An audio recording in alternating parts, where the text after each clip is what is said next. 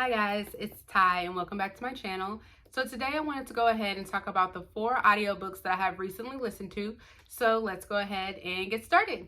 So the first book that I wanted to talk about is My Best Friend's Exorcism by Grady Hendrix. And this is a story about 2 best friends by the name of Abby and Gretchen, and they are high school sophomores. And one night they go out with their other best friends by the name of Margaret and Glee, and they all go to Margaret's, I think it's cabin, and while they're all there, they decide that they're going to take some acid, and Gretchen is the one that ends up getting separated from the group that night, and while she's missing, something ends up happening to her, and she ends up being found by the group. And over the course of the next few months, Abby ends up noticing that something is not right with her best friend Gretchen. Comes to find out, Gretchen is possessed, and Abby is trying to do everything to get her best friend right. And so we are essentially following Gretchen as her body is slowly being taken over by this demon, and we are watching as Abby and Gretchen's friendship is deteriorating, and we are watching as all of Gretchen's relationships with her friends, her parents, her teachers are essentially being ruined. And that is basically the premise of the story. I enjoyed it for the most part. I ended up rating this story a 3 stars. It was entertaining. I didn't necessarily find this particularly scary. I am someone who doesn't read a lot of horror books, but I am someone that watches a lot of horror movies, and I am not new to any of the Exorcism movies. I've seen them all for the most part, and I just don't really feel like this did anything that I have not seen before, so it wasn't particularly scary to me, but it was entertaining. There were parts in this that was kind of funny to me. So I do think this was supposed to be kind of horror and comedic at times. So I think it kind of hit the nail on the head with that. I do kind of feel like in the beginning of the story, it moved a little slow. We got a lot of background on Abby and Gretchen's friendship. So much so that I don't think we needed to get as much as we did, because it was a long time before anything actually happened as far as like the story taking off with like Gretchen being possessed. So I want to say it was almost about maybe not halfway, but about 100 pages in before anything really started to happen with the actual like plot line with the possession. So we just got a lot of background with their friendship. But besides that, I thought it was really good. Now, as far as this being on audio, I thought the narrator did really good. I thought the narrator did an excellent job when it came to the end, like towards the end of the book. When we were at the part of the story, you know, when they're like trying to extract the demon from Gretchen, that was great with the narrator. And there was a part where the narrator had to like start speaking in, I want to say like German or a different language. It was so creepy, and I think she did an excellent job with that. So I would actually recommend listening to the audiobook for this one. It definitely added to the story. It was really good. But again, overall, I just gave this a 3 stars. I don't think it was anything that was, you know, extraordinary. Like it wasn't anything that just blew me out of the water. It was just an average read for me. It was good while I was reading it. This was my second book by Grady Hendrix, so I enjoyed it. I wanted to read more from him. I actually have another book in here from him, so this was good. I would recommend it for anybody. I would actually recommend this book as like an introduction to horror for somebody. So yeah, this was a good story. So the next book that I listened on audio is called Dry by Neil Shusterman and Gerard Shusterman. I believe this is a father-son duo, and this is written by the man that wrote the Ark of the Scythe series, which I have up there on my shelf. If you have not checked out that series, I would highly recommend, because I love that series. But this is a story that is following a group of kids that live in California during a tap out, which is when there's essentially no more water in California, and all of the taps have run dry. And we are following these kids, particularly it starts with Alyssa and Kelton and Alyssa's brother Garrett. Alyssa and Garrett's mother and father have actually left them because they are trying to go in search of water, and so they are left alone, and Alyssa and Garrett are trying to fend for themselves, and they are trying to survive with their neighbor Kelton. And we are just trying to follow these group of kids as they are trying to survive this tap out, and we are just seeing how people are reacting in California when there is no water. And I could not imagine being somewhere without water. And I think in the world that we live in today, we take water for granted because it's so readily available. It's everywhere. We see it all the time. I think at times we are very wasteful of water. And to just, after reading this and think about what I would do if I just didn't have water available, and I'm someone that drinks water all the time, I would die. Seriously, I would die.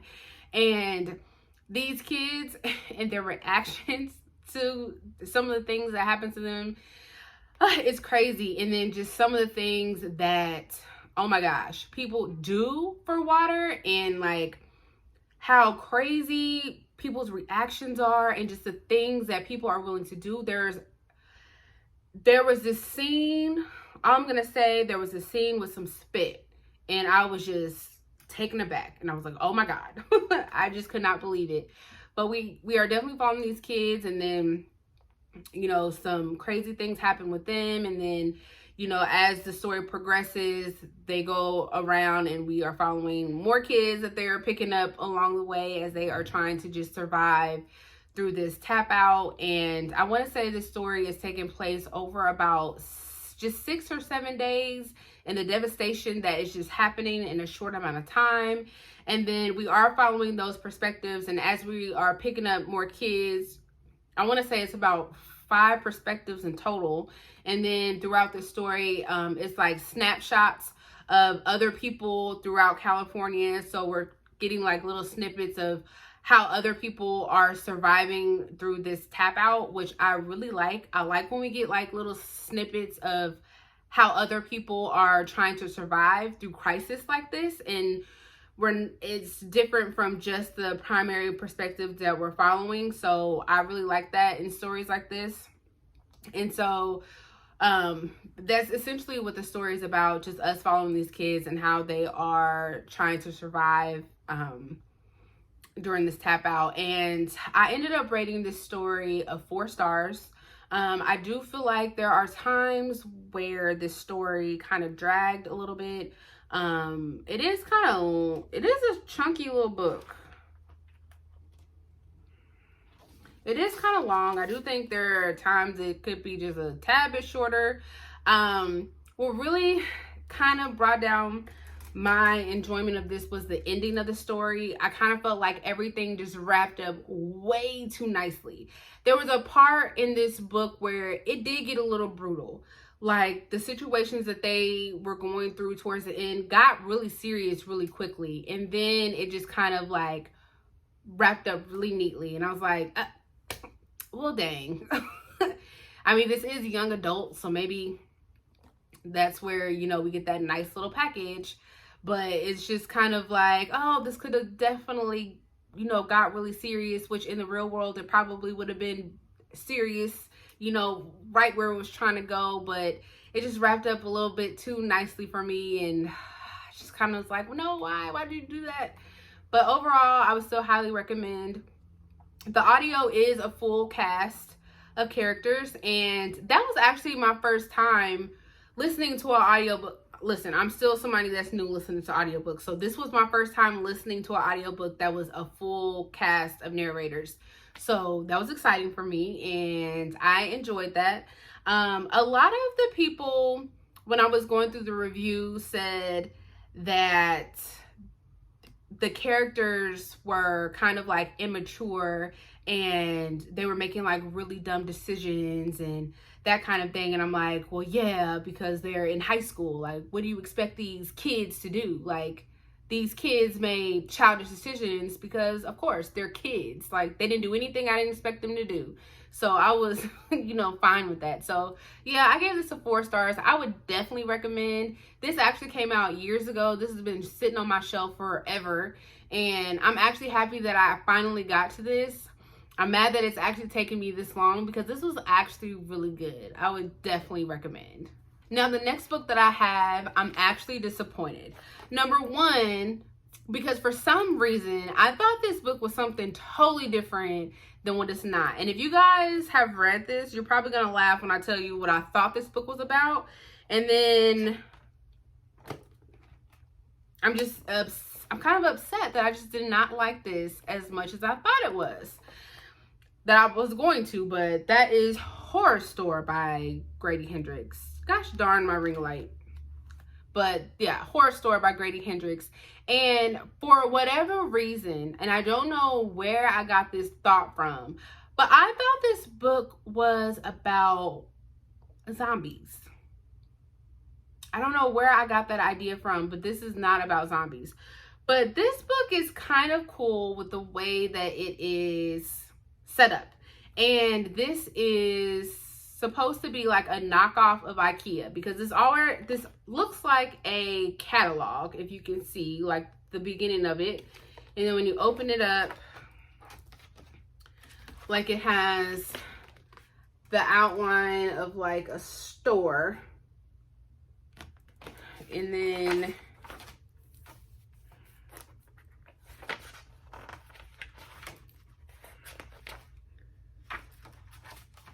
like at the beginning of the chapter, it tells you about like, gives you this description about different pieces of furniture.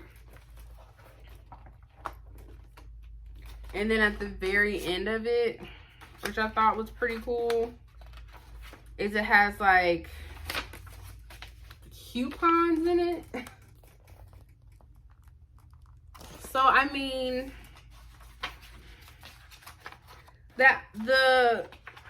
he gets points for creativity with this book. So essentially, Horror Store is about this store, which is called Orsk, which again is supposed to be like a knockoff of IKEA. And every night, someone is vandalizing the store, and the store manager, Basil, I think is his name, is coming in and is trying to figure out what is happening and why someone is trying to vandalize the store. So he ends up bribing 2 of the store employees to work this overnight shift so they can try and figure out who is vandalizing the store. So him and I think it's Amy and Ruth Ann decide that they are going to work this overnight shift so that they can figure out who is vandalizing the store. And then we have 2 other employees that sneak in overnight by the name of Matt and Trinity, who decide they're going to try and catch ghosts. They're wanting to start like this ghost hunting show because they think that the store is haunted. So we have people that think they are trying to catch a burglar, and then we have 2 people who think they are trying to catch someone that is vandalizing it, and then we have 2 people that are thinking that they are going to catch some ghosts. So this turns into essentially a haunted house story. So this is supposed to, I think, be like a spoof on like your classic haunted house type of stories, and I didn't really care for this. I didn't really think it was funny nor scary. Again, I went into this with the wrong expectations because I thought this was about some zombies, and it's not. And nothing was scary to me. Nothing was original. I mean, there was a couple of scenes that were just like, ugh, that's nasty. But other than that, was kind of bored. Again, something I listened to on audio. I would say if you're gonna listen to this on audio, maybe listen to it on audio and like flip through this at the same time, because I didn't do that. I just listened to it on audio and that was it. But maybe you'd have a different experience by listening to it on audio and flipping through this. But I ended up ultimately giving this a 3 stars. An extra star was just because of how creative this is. But I didn't really care for this. Yeah, I don't really have anything else to say about this. This was kind of a letdown because I was really excited about this. Even the front of this kind of looks kind of creepy with like a scary person in like the picture frame. But yeah, I had really high hopes for this one. Yep, this one, it kind of let me down. But you know, what can you do? Yeah. So the last one that I have on audiobook, I actually don't have a physical copy because I had a arc of it from NetGalley, and it's actually one of my first arcs that I got from NetGalley, and it is called The Husbands by Chandler Baker, and this is actually going to be released on August 3rd. And this is supposed to be about like a twist on the Stepford Wives. So The Husbands is about this middle-aged woman by the name of Nora and her husband Hayden, who are trying to get into like this really suburban neighborhood by the name of Dynasty Ranch. And while she is trying to purchase this house in this neighborhood, she's a lawyer and she ends up taking on this wrongful death case by one of the women that lives there. And while she's working on this case, her and her husband notice that the husbands in this neighborhood are really weird and they are really attentive to their wives, something that she wishes that her own husband Hayden was to her. And they just notice that something isn't quite right with the things that are going on in this neighborhood. So while she's working on this wrongful death case, she's also trying to kind of figure out what's going on with the husbands in this neighborhood and trying to figure out how she can get her own husband to act like the husbands in this neighborhood. And then while all of that is going on, we're also being alluded to this accident that has happened in her own personal life. So that is essentially what the story is about. I ended up giving this book a 3 stars. I liked it. Parts of it were funny. The ending twist that we got was very anticlimactic, I guess you could say. It wasn't very exciting. It was just kind of like, I guess. And then the whole accident that they were talking about throughout the whole story, it was just kind of like, that's it.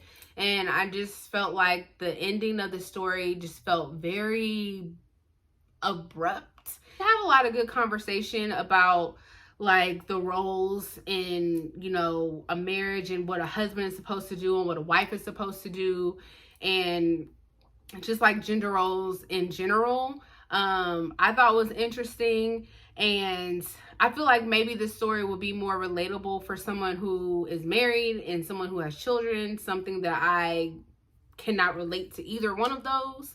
So maybe that kind of took away my enjoyment. So that might have had a little bit something to do with that. So, but I mean, it was okay. It served its purpose for keeping me entertained while I was listening to it. But it was kind of like one of those stories that as soon as it was over, I like forgot what it was about. It was one of those. So I mean, take that for what it's worth. I would still recommend it because, like I said, for someone who, if you are married and you have children, I think you might relate to the things that was going on in that book more than someone like me who can't relate to anything like that. So But there were parts in that story that was funny. And it was, the husbands were kind of weird. I will say that. So I would still recommend that story. So, but that is all that I have for you guys today. So please remember to like, share, and subscribe. And I will see you guys next time. Bye.